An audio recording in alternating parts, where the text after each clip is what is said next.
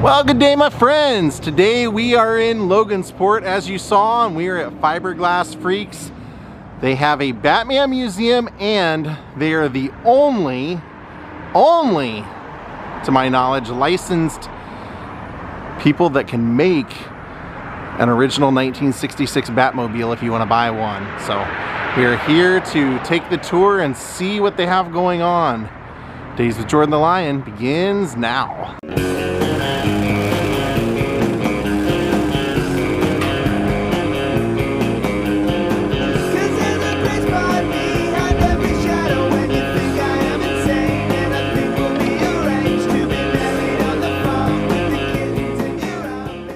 As soon as you walk in, you have portraits of all the classic actors portraying the characters. Let's start with Detective Comics number 27 back in 1939, where it was Bob Kane and Bill Finger. We want to make sure that both of them get the credit that they deserve, because Bill Finger was the one responsible for giving Batman a lot of his characterization, as well as a lot of the gadgets and things. So really cool. And everybody thinks that the TV show was the very first version of Batman, but it wasn't.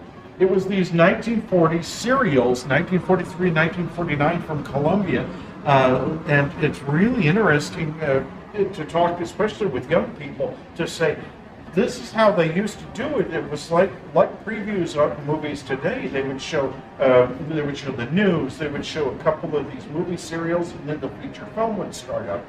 And it was Douglas Kramer from 20th Century Fox was at a Playboy mansion and happened to see everybody yucking it up watching these, that led him to purchase the rights to Batman.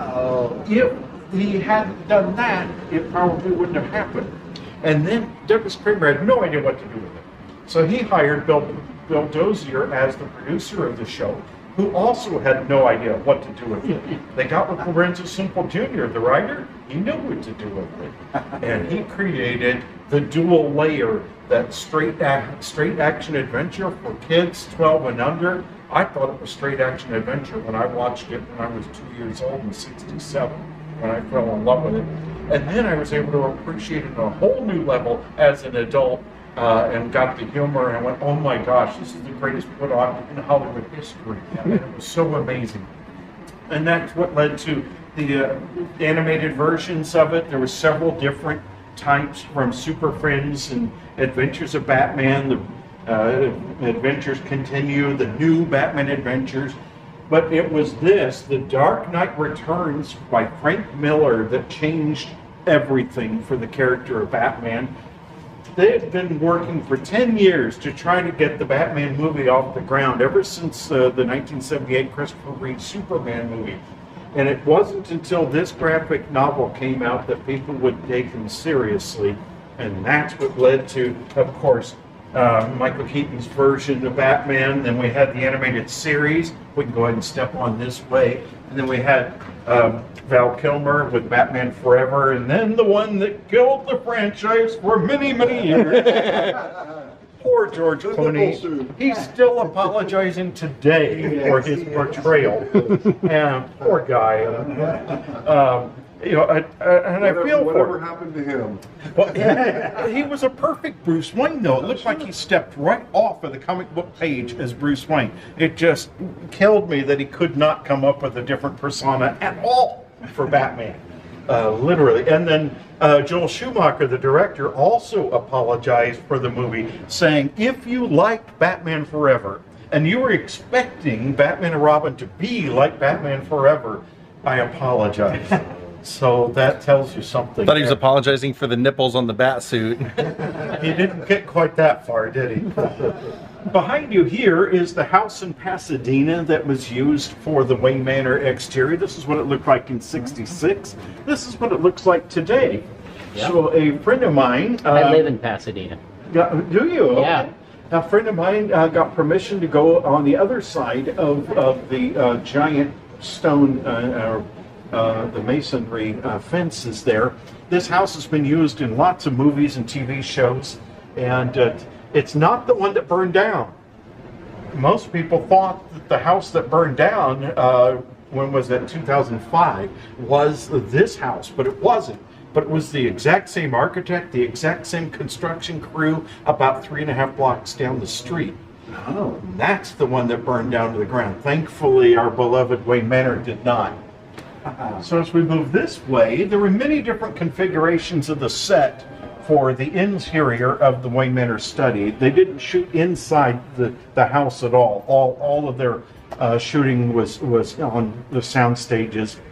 Originally at 20th Century Fox and for the pilot, and then they moved to Culver when they did the actual shooting of the show.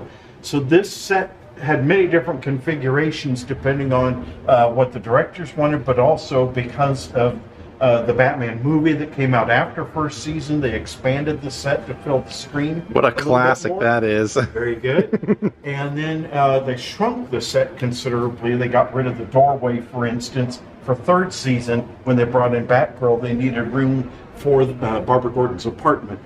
And of course, the props would change up here. The Bat phone would sometimes be on this end. Sometimes there'd be one phone or the other. Sometimes it was both, like you see here. So this is our recreation of... Wow! That is awesome! Oh my God! Wow! It was a very difficult set to build. Thank you so much. Wow! Lots of jogs and things that are always great in movie sets to create more interest for the different levels for the eye, of course. Curved walls, naturally, to make it even more complicated. But the fabric wallpaper, I had to source that from England. And that was a trick to install fabric wallpaper. It stretches. And that was a bear. Then my wife, who is a librarian, she took a screen grab from the show and sourced digital copies of all 130 books in the bookcase. That is detail. The toughest one was this one. This is a rare 1962 Encyclopedia Americana. It was from the Seattle World's Fair. There are only 2 pictures on the internet that exist of this particular book. And then Abby, whom you met up front there, she created the fish. Now you might say, oh, that's a taxidermy project, right? No, it's not. It's styrofoam. It came with the building, but it was too long. It was missing the jaw, it was missing the tail, and it was missing the fins. So I, because of my fiberglass background, I took care of shortening up the fish and adding the tail and adding the jaw. Then she made the fins, and she did the paint job on that. All those hand-painted dots and clear-coated over it. I thought she did a great job. It's beautiful. So good. And then there are other areas that we know for sure, like the atomic lamp over here is 1950s vintage Italian. It's not screen used, but it is exactly the same vintage of what they had on the set. This is also not screen used, but it's the exact same image that they sourced. For that, we're still looking for this one. We can't get a good enough screen grab to be able to find the picture there. Oh, We man. think Wow. it's either a clown Great job. or something like that, but we don't know for You sure. got the screw ready though. That's right. Ready to go. This So- is remarkable, Mark. Well, thank you. They would get the call from Commissioner Gordon. And really good for photo ops here, by the way, so be sure to take the call from Commissioner Gordon. I'll be right there. Or as Alfred would say, I shall fetch you. Yeah. And then what would happen next? They would flip the Shakespeare Yeah. bust back, and then they would hit the switch, and what would happen? Oh, there we go. Oh! Oh, look at that. I love it. Oh. This is amazing. My plan was to have a Batpole day, like once or twice a year. And the lawyer and the insurance man, oh, are you out of your mind? I said, well, wait a minute.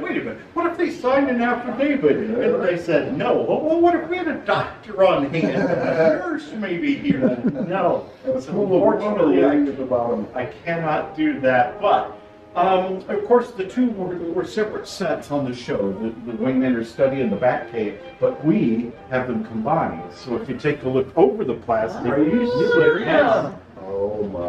Batcave. Wow, that is awesome. Oh my God. This is amazing. amazing. Joke in the art department about the difference in the pole sizes. And remember, don't be a dick. Right.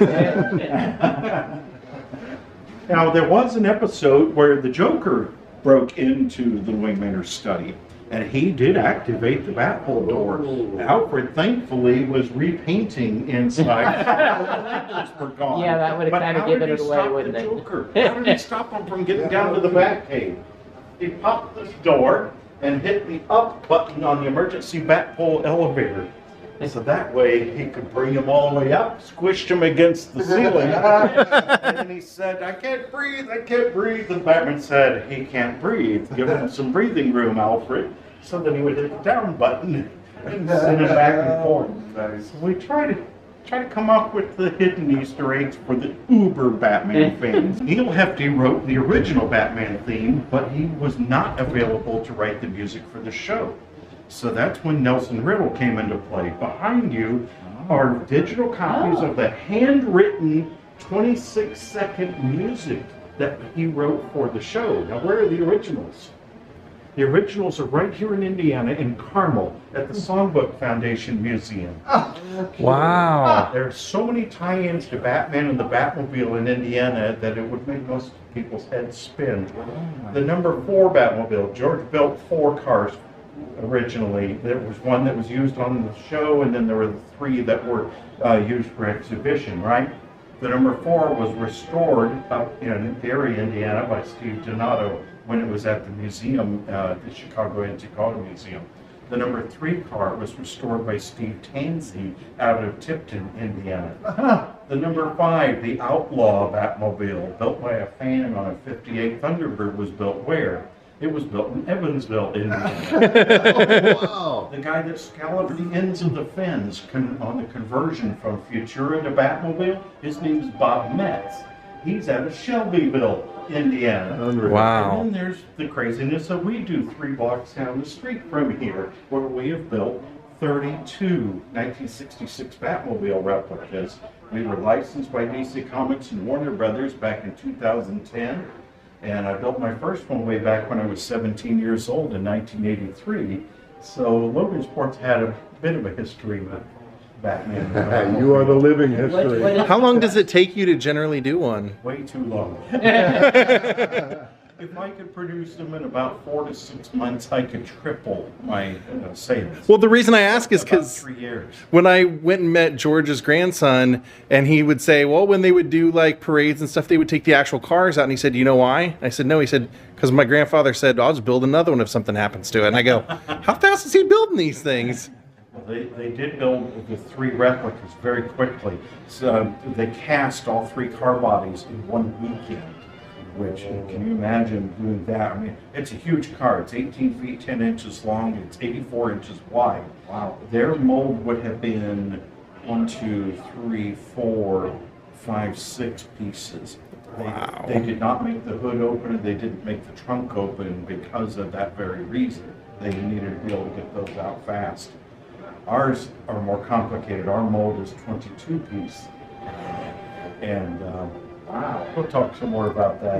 Yeah. Anxious to hear more about that. Over here is the Batman theme analysis. There was a guy that wrote a dissertation, a college dissertation, on the lyrics of the Batman theme. Now, you might be saying to yourself, Self, that's just the word Batman uttered 22 times. How in the world could anybody create a dissertation on that? Well, remember, the show was over the top, right? Yeah. This dissertation is so seriously over the top, it's perfect. So as you read it, and what I recommend to people is, if they don't want to read the whole thing right here, to take a picture of it, just read a paragraph. Now we're going into the theater part. So, we'll step on in here just a moment or two.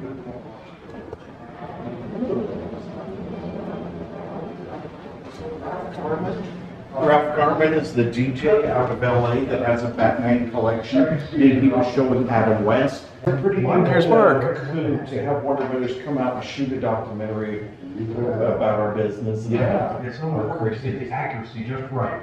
So I studied the Batmobile exact detail. I was able to work out how the roll-top dashboard doors work. Oh my gosh. Wow. We have an LCD screen where we can play our DVD player in or with a rear view camera. We have many other gadgets that work.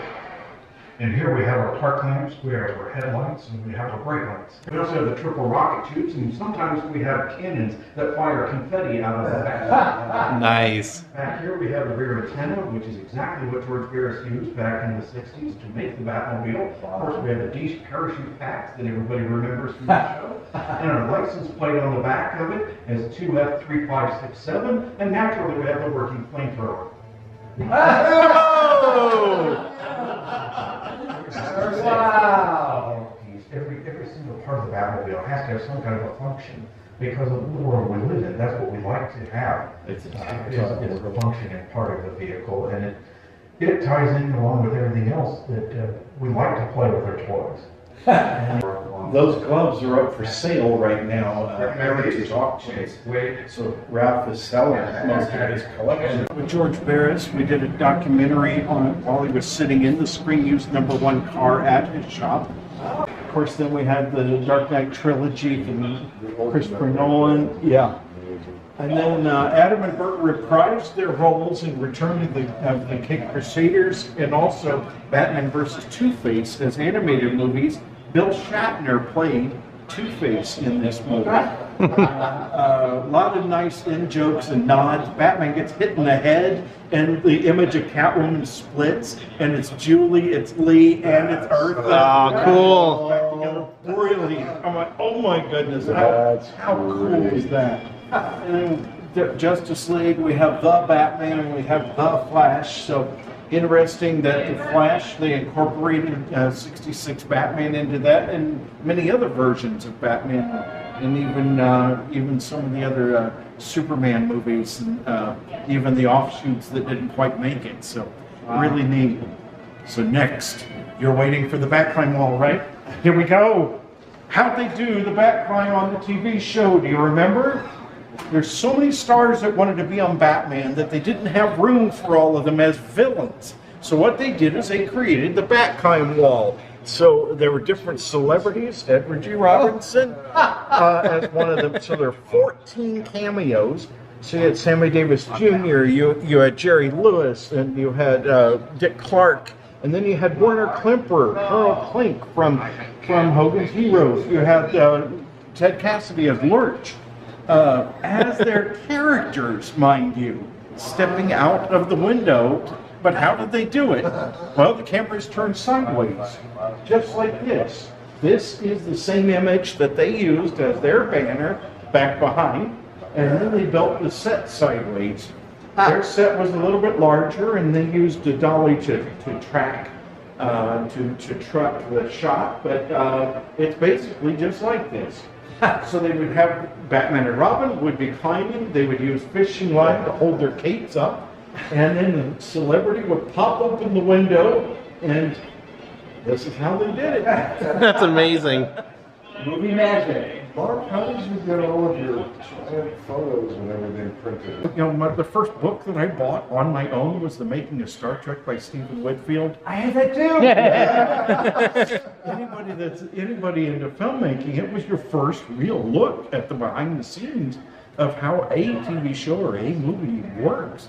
So it was brilliant. And to go through and go, oh, that's a match. Oh, that's an optical printer. Oh, that's really cool.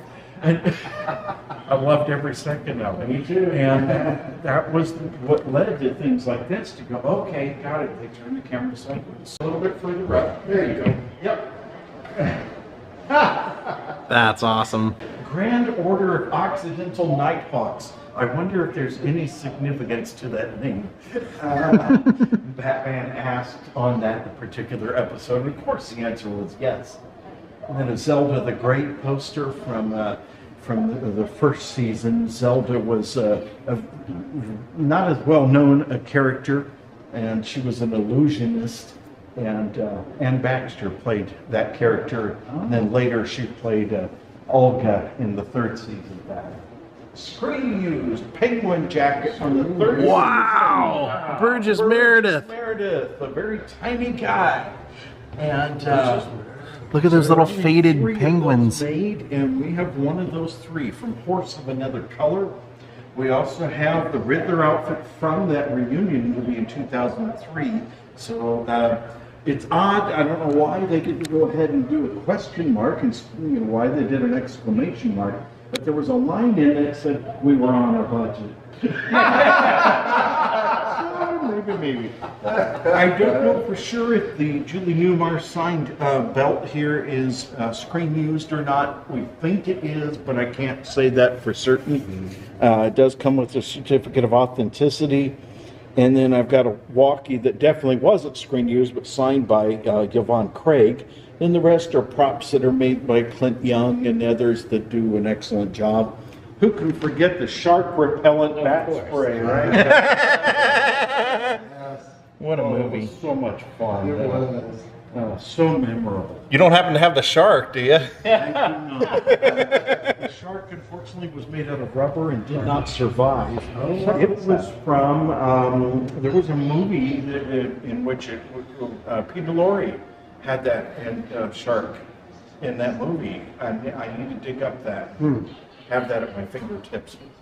I tried to buy the submarine at one of the last auctions. There are 2 versions of the submarine, one that apparently fired the torpedoes and one that was just their picture model. Oh, got it. And I was going for the one that had the torpedoes.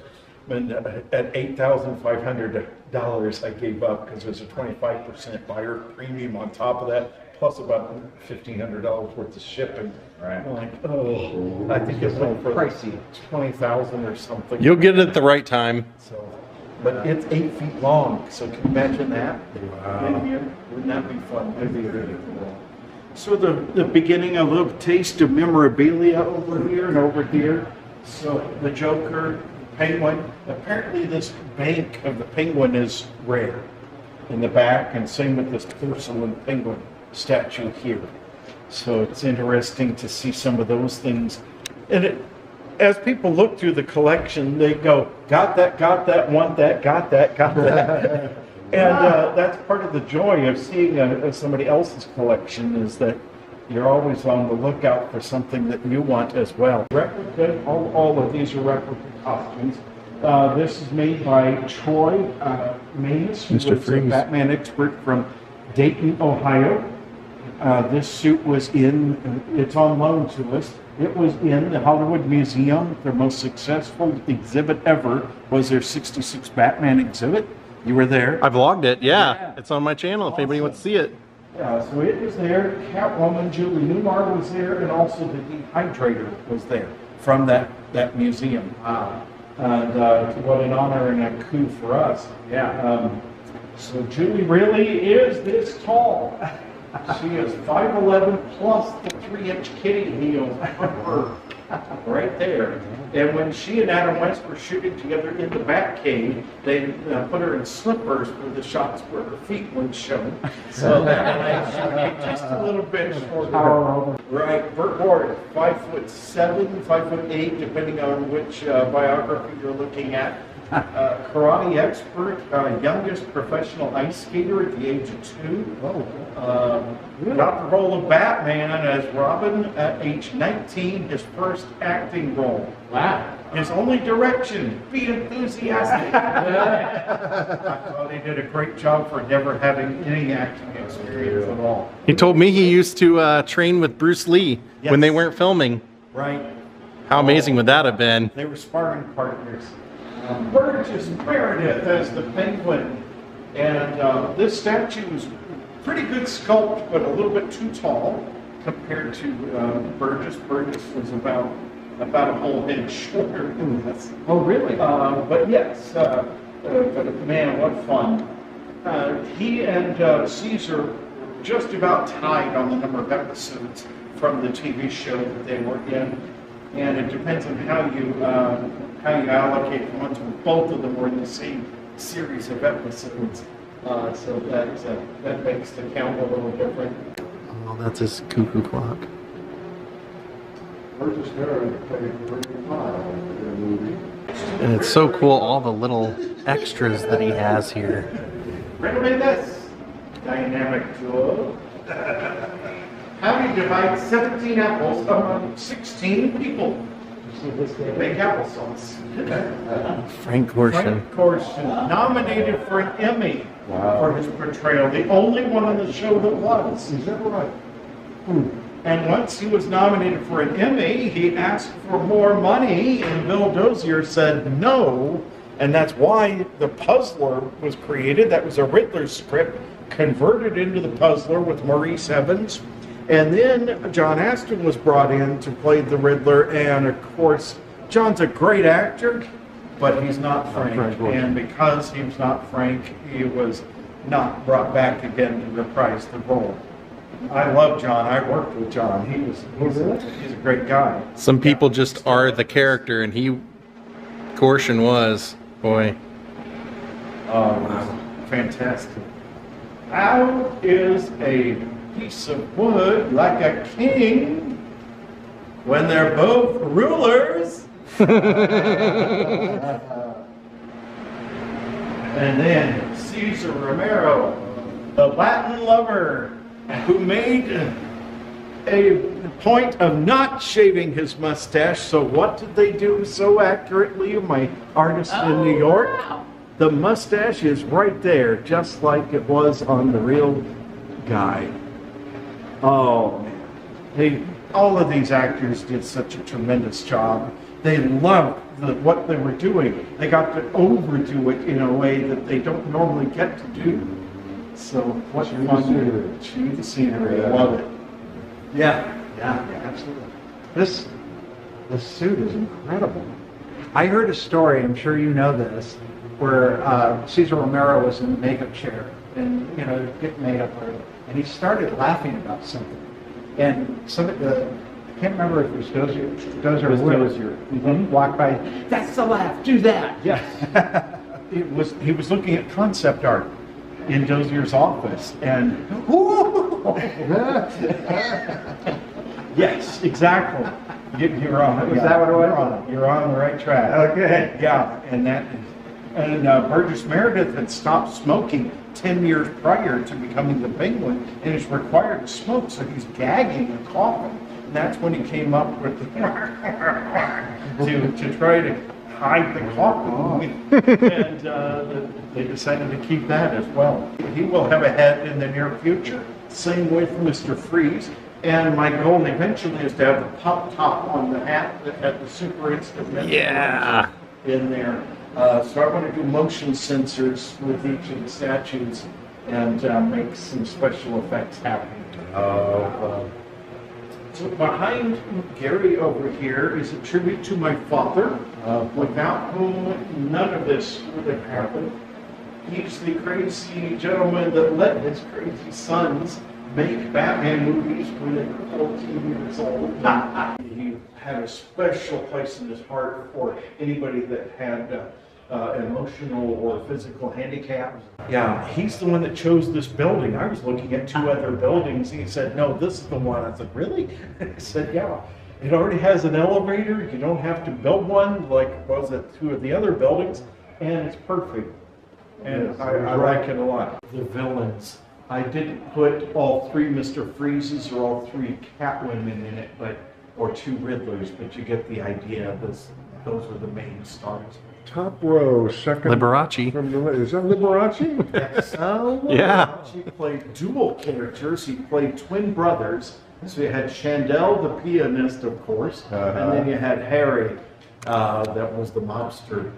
And of course, you see Shelley Winters there, third from the right on the top. Saw her. Vincent Price.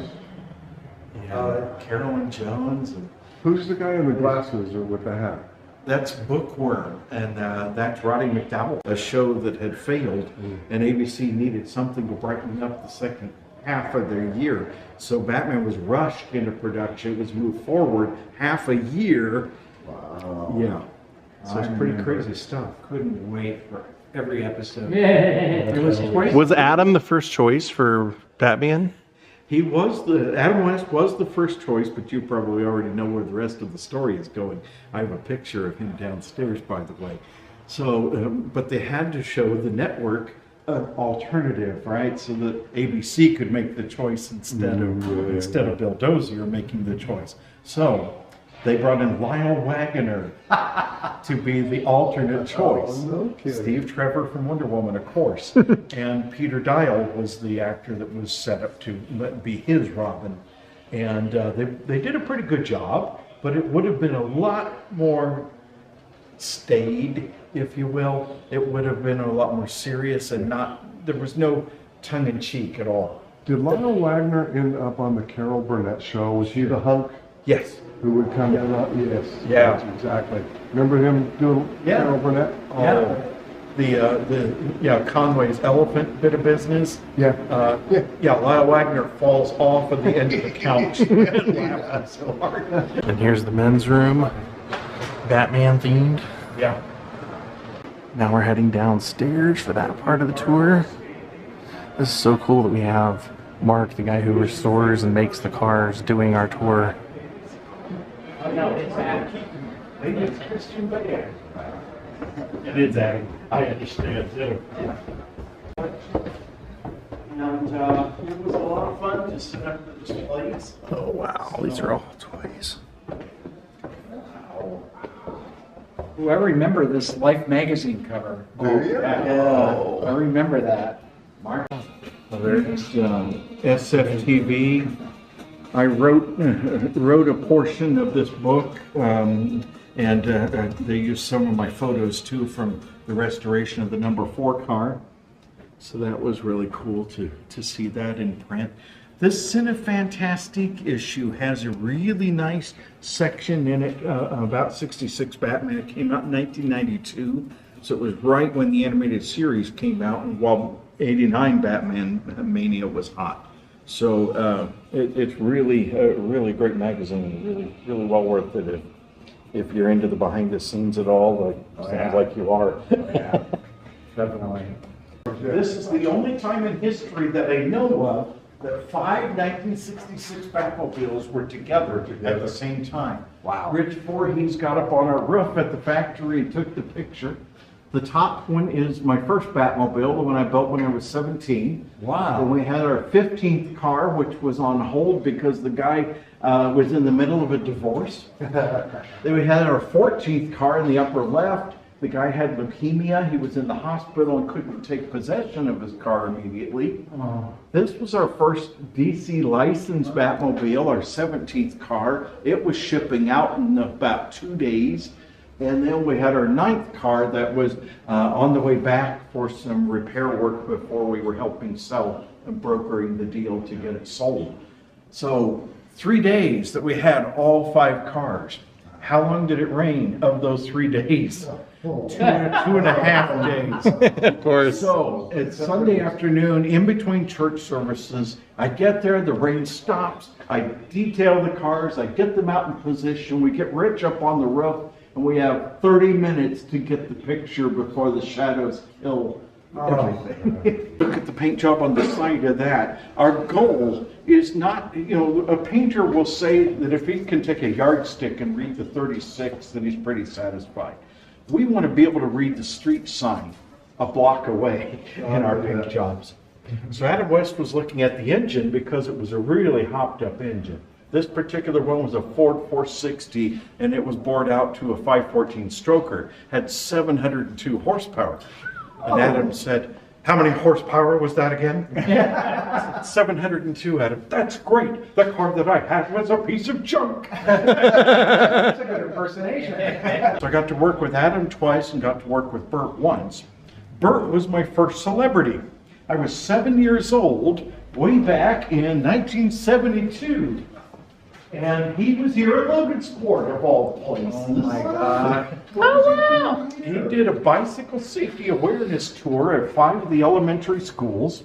And then he was just as Burt Ward, and then he was dressed as Robin at Hendrickson Auto Sales about 4 blocks that way. And I met him as Robin and shook his hand, of course, got the photograph autographed. He will recognize me at conventions, which is shocking considering how many thousands of people that he has met. And That's an honor. he gave me some advice in how to work with Warner Brothers and DC Comics about our licensing and things like that. Adam would go, I know you from somewhere.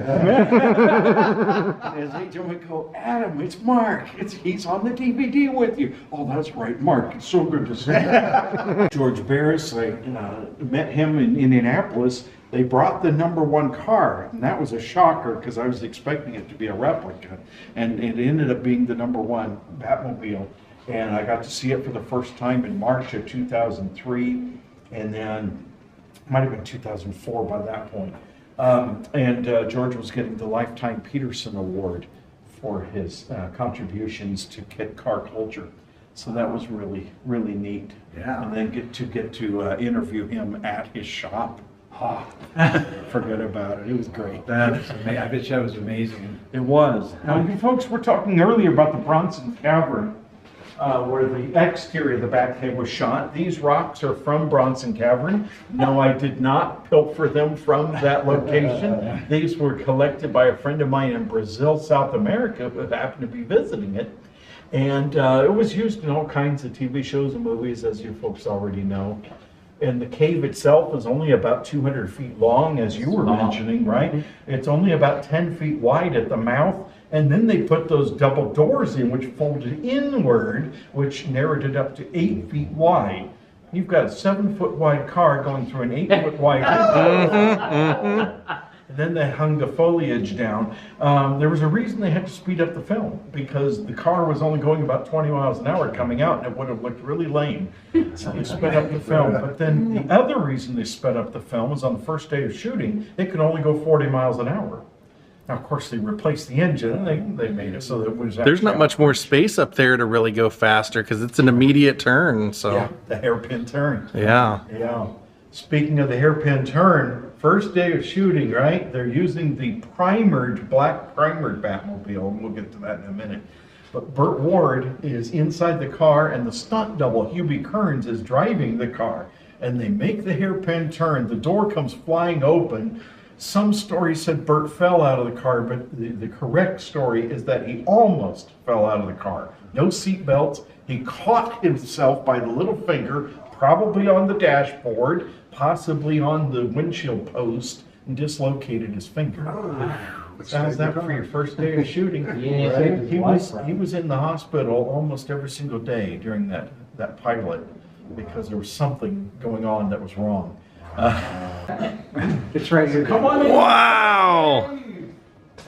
There it is. Wow. Oh my God. Look at this. Oh, wow. Okay. My first Batmobile built when I was 17. 5 crazy. Wait, how old were you? 17. Wow. No automotive experience, no automotive tools. I had a little sanding block, a drywall rubber sanding block. I had a 5-inch grinder, and I had a jigsaw and willpower. Oh my and that's God. what brought it to being. 5 crazy kids. We willed it into being from a 74 Monte Carlo, which is completely the wrong donor car to use, by the way. Way too short a wheelbase. And then we built 25 more using Lincoln Town cars. Now we're into a custom-built chassis. But there are areas of this car that are 3 inches thick of Bondo, and other areas that are paper thin. So if be kind about the body. The windshields are Lexan, they're bent into shape. And then now we're using acrylic, aircraft quality acrylic that are droop molded. So that way they're optically clear. That were Rob or Jared or Brad tags like 435. Not at that time. So they've Gary Stearns was though. You know Gary? Gary is on the radio. Karen Stearns. Yeah. I can't even imagine being 17 years old building this, or even attempting to. I doubt you probably had an opportunity. You guys are a lot younger than me, so I wouldn't necessarily know, unless I met you later on. They're the bat poles, the ending from where we saw it earlier. Look at the Batcave. He created the whole Batcave for this. That's amazing. That was it. My failed memory. You talk with the kids and say, this is pre-internet. The best pictures are that you're looking at an old scientific journal or something about the conversion from Futura to Batmobile. And that was an interesting discovery. Barris didn't talk about the Futura at all. He talked about building the Batmobile from the ground up most of the time. So it was really neat. As a friend of mine said, oh, that was a 55 Lincoln Futura concept car. And I went, no. He was right. Take a look behind you over here above the Ford symbol, and you see the transition from the clay model, the full-size clay model from Lincoln, to the completed car that Gia built over in Italy. And then it was painted in 1959 for it started with a kiss with Debbie Reynolds and Glenn Ford. Horrible movie, but man, was it great to see the car in action. Yeah. It's almost like there's a reel of the film missing. It does this giant jump in logic and in everything. In episode, there's actually one shot where you see it in black primer driving left to right when during the Riddler chase, and that's what it looked like in the most famous picture probably ever taken of the car, and same with the other two of the giant 4x8s up here. So it's painted flat black, and then with white airbrushing, as Barris was saying, hey guys, is this where you want the striping when we finish the car? Front, the blade was never used on the show, called a cable cutter blade. In fact, about halfway through the first season, it was removed. Did you notice that it's painted black on the end right there? Here's a reason for that. It didn't retract all the way, and people were cutting their shins on it as they walked past it. So there's a good reason why it was yanked and taken away. And then, of course, they painted the car gloss black with bright neon red-orange striping. It photographed red because of color film at the time, and that's why our mind's eye, including mine, I was blown away when I found out that it was a neon red-orange instead of being red. It was red. So how do you make them? Do you make them for complete accuracy or accuracy to the eye of watching the show? Both. Oh, it's an option. Either way, I let them make the option, but I give them the warning. The neon paint fades really badly in sunlight. In fact, right on the can, it says, do not put in direct sunlight. It's a car. Yeah. Not a submarine. Yeah, so if you take a look at the wheel bats, those are stickers, and you compare the wheel bat to like the front right corner here of the car, see how it's faded? You see where the white is starting to show through, that's the base coat. It fades unevenly, and that's what is so rough about it. If it would fade evenly, I don't think people would mind so much. Yeah. But about every 3 years, it would need to be repainted. Wow. So that's a lot to ask. The back computer in front of Jordan over here, that is a replica of the Burroughs 205 units that were on the show. There were 3 of them. 2 of them bounced back and forth from the Lost in Space Jupiter 2. They were a real computer. It's called Burroughs 205 unit. A real computer in 1955 cost $250 grand at that time, but by 65 they were surplus. They were junk.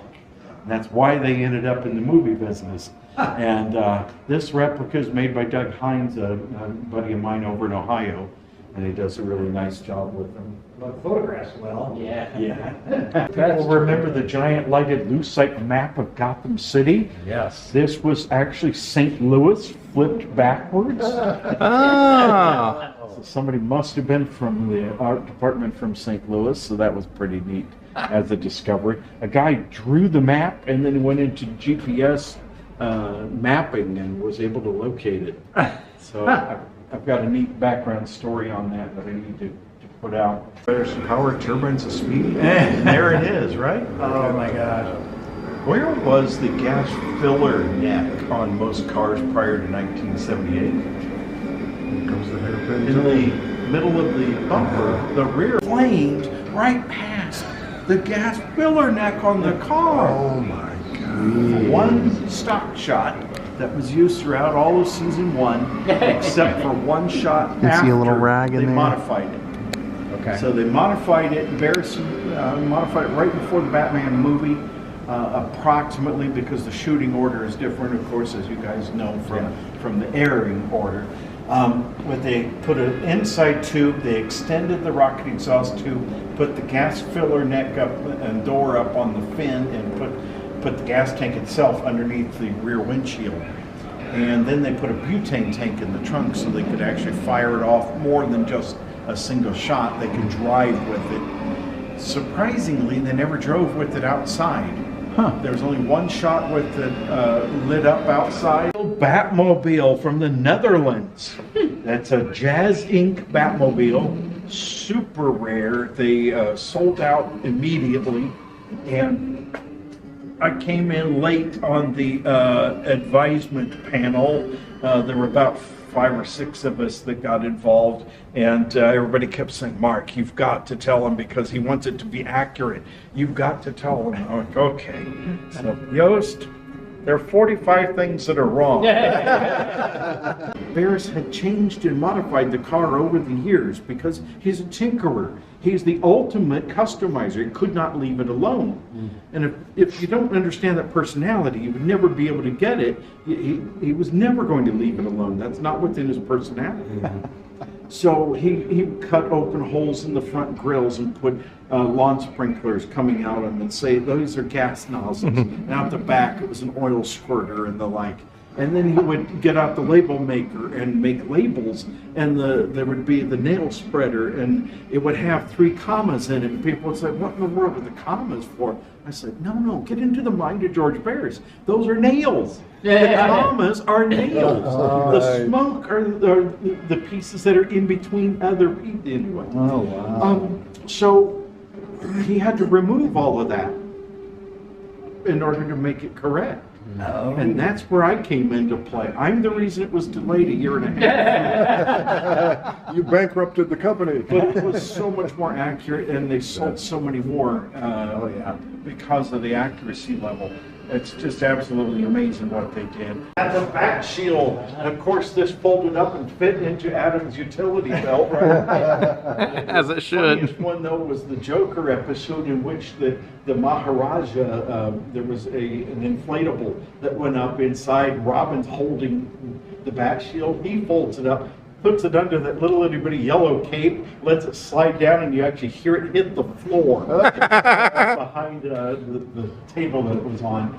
This is a replica made by Alex Zult. He is the Robin that was at the Hollywood Walk of Fame where Burt got his start out there. So we're very closely connected with Burt. This is a Lexan replica, unlike the one on the show, which was just acrylic. And even though the arrows were blunted, the bows were real. When they fired them on the boat in that second Archer episode, they shattered the bat shield. Wow. So that's why bat shield with the S was like this in first season, and the word shield was over here for second season, and so on. This one's signed by Burt Ward. It is a limited edition. So that was pretty cool. Wow. Number 22 of 100. The bat poles. Yeah. Yeah, here they are. That's what we saw upstairs. We'll use the compressed steam bat pole lift to get back to the study. That's awesome. Dreams do come true, huh? Stage 16 is 33 feet tall. So imagine the atomic pile reached all the way to the ceiling. This is about a 1/3 scale version of that. Okay. So how's that for comparison? Gives you an idea. Yeah. No wonder everybody was so impressed when they walked in. So that would have originally been about 3 times the size he's saying. Last but not least, Yeah! Batgirl, Batgirl. Bat cycle. Batgirl.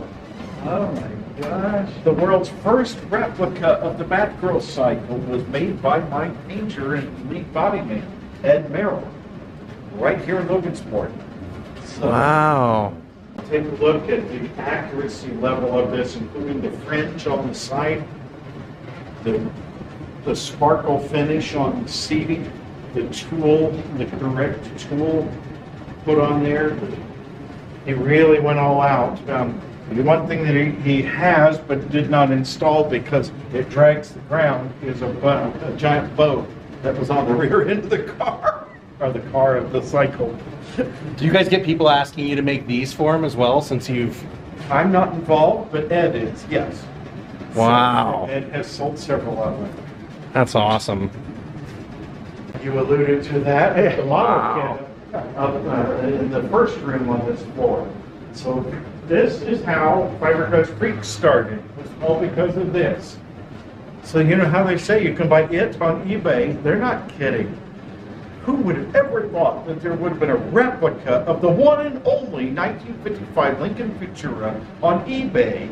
It's just a sculpture, so it's designed to be able to pull a mold. It's a buck, right? It's exactly what we needed, with the exception that it had sat outside in the woods for 12 years. It was cracking, falling apart. The rear end was held on only by a rope. It was falling apart. So he had to make the decision, sell it or destroy it. He could not bring himself to destroy it, so he sold it to me.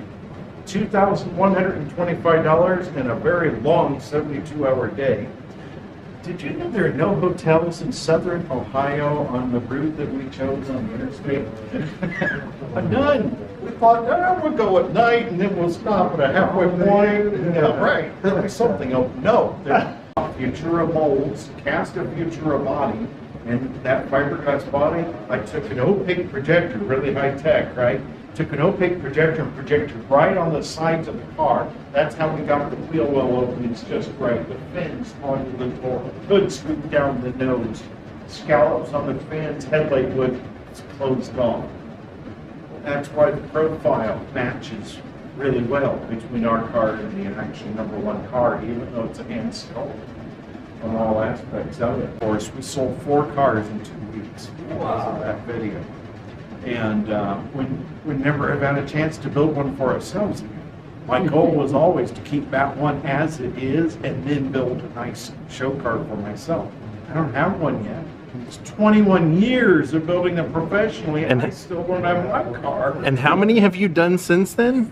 31 more. Wow. 32. I wonder how many of those are floating around the world, so there's not that many really. About 250 in the world.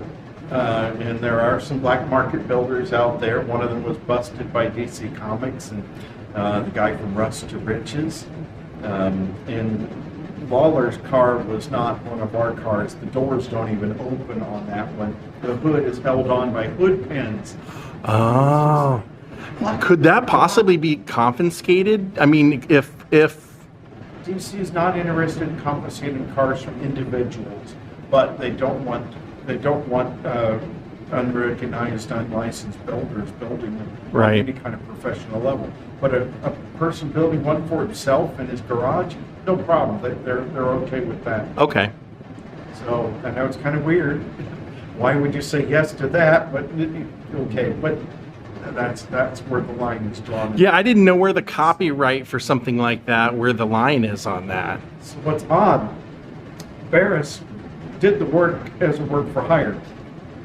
He Right. physically owned the car. So he wanted to get out of the contract, so he ends up applying for the patent.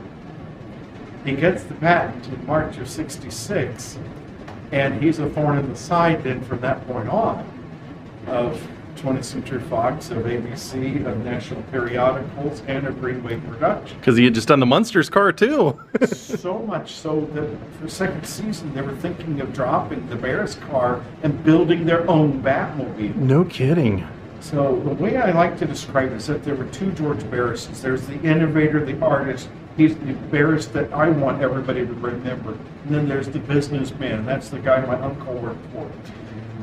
Yeah, that's the guy you don't want to talk about very much. Oh, really? So it was a real sticky thing where DC Comics couldn't even use, even though they owned intellectual property rights of that design of the Batmobile, they couldn't put that in their own comic books without being sued by George Barris because of the patent. The patent runs out in 1980. So DC Comics is ignoring anything to do with the TV show, including the Batmobile. So it wasn't until the CEO dropped out and the new CEO took over, that suddenly the TV show was important again, and he or she loves, I don't remember who it was at the time, he or she loves the TV show to the point where they finally start licensing it again. That was about 2005, 2006. And then the rights issue comes up again. Who owns the rights to the car? Is it Ford and Lincoln because of the design of the Futura? Is it George because he had the patent even though it expired? Or is it Warner Brothers since they own the word Batmobile? Or is it 20th Century Fox, ABC, and Greenway since they are the ones that did the work for hire? Very mucky. So it was a real mix, and they needed me. So they sent a spy to my shop pretending to be a customer. He reported back to DC Comics, if we're ever going to license anybody, their words, not mine. If we're ever going to license anybody, this is the guy. We like the accuracy level, we like the quality level, and he would be a good ambassador for DC Comics. So then I became the only licensed person in the world. Yeah. Because of the quality level of our cars. And the quality's probably because you're a monster fan. That's a big part of it, not just a businessman, but a true fan. So my father recorded all 120 episodes on VHS tape, and I would come home from college and I would watch every single episode, but every single scene with the Batmobile, frame by frame by frame, trying to look at 250 scan lines of resolution. Yeah, pretty cryptic, pretty bad. And taking notes and making drawings and going, oh, how does this work? What's the scale? And all of this. Then when I got to interview George Barris, he said, boys, I've got to go to the airport. You can stay as long as you want. I got out the tape measure. Wow. We were within a quarter of an inch on just about every single That's so cool. And that's one of the blessings given by the guy upstairs that for me is to be able to look at something and go, okay, that's 7 inches. Okay, that's awesome. 27 inches, and be able to work it out. So that was a real thrill. It's especially in the line of work that you guys are doing and the crazy stuff I'm doing, and I'm sure with what you do. You know, 1,001 people say you can't do something. You don't have enough money. You don't have enough knowledge. You don't have enough tools, experience, space, whatever. If you listen to that, you're going to be in all kinds of trouble. You have to say, I'm going to work around that, though. I'm going to figure it out. I'm going to learn how to do it. And that's exactly what I did with Bat 1. That's exactly what we did when we created the Batmobile business. That's exactly what we're doing right here with making the museum and what I did on the movies that I worked on. And I'm living proof to say, yes, you can. With enough willpower, a little help from above, you can do anything. Did you say you're going to do with that? King Tut will be crashing through in a mine cart in this area right here very shortly.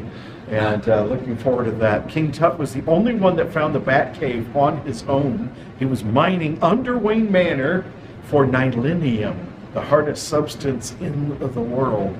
And it was pretty neat as he goes, wait a minute, if the Batcave was under Wayne Manor, I'll carry the 3. So I guess we got to come back when you got that. Right. And eventually, in about a year or two from now, there will be a Batman cycle that will be back here. And about every 3 months, we plan on changing things up and bringing something else in. The area at the south end of the building is a multi-purpose area, so one time it'll be focused on the music from the show. The next time we'll bring in an '89 Michael Keaton Batmobile, and so on. This was an amazing tour, and on your way out in the gift shop, you can buy shirts of all kinds from the museum. You can also buy some of the replicas of some of the gadgets that were used in the variations of Batman movies and TV shows. Well, my friends, I hope you enjoyed this. I thought that was one of the coolest experiences I've ever had.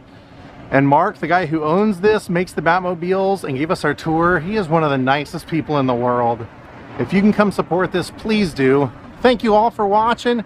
We'll see you next time. Have a great night, and goodbye.